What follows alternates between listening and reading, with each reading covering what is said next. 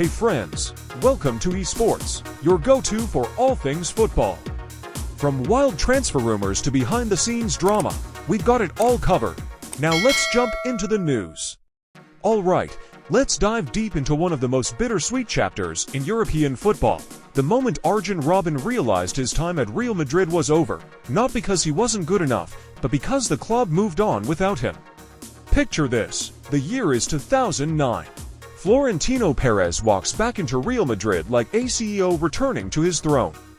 And instead of easing in quietly, he presses the big red Galactico mode button.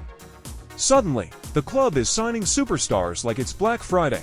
Cristiano Ronaldo, Kaká, Xabi Alonso, Karim Benzema. Players who would shape the next decade of football.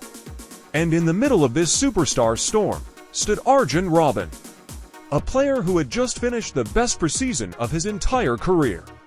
A guy who finally felt healthy, confident, sharp, physically, and mentally.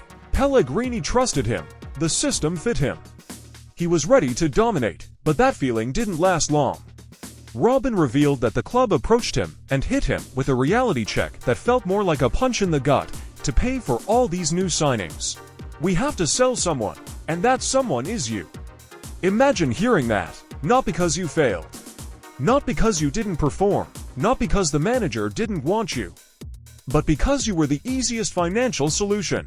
Robben said it straight. It was hurtful.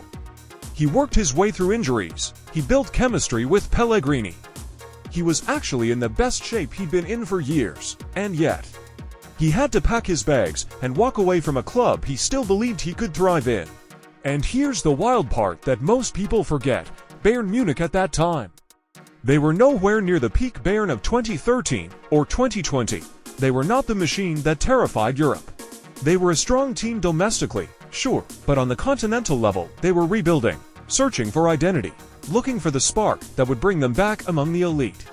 So when Robben chose Bayern, it wasn't the easy path, it wasn't the glamorous choice. It wasn't like moving from Real Madrid to another super club with guaranteed trophies. No. It was a gamble, a leap of faith, a decision driven by hunger, not comfort. He said it himself, he left because he had one mission, prove he was still elite and win the Champions League. And honestly, that mindset alone tells you everything about who Robben is. A fighter, a competitor.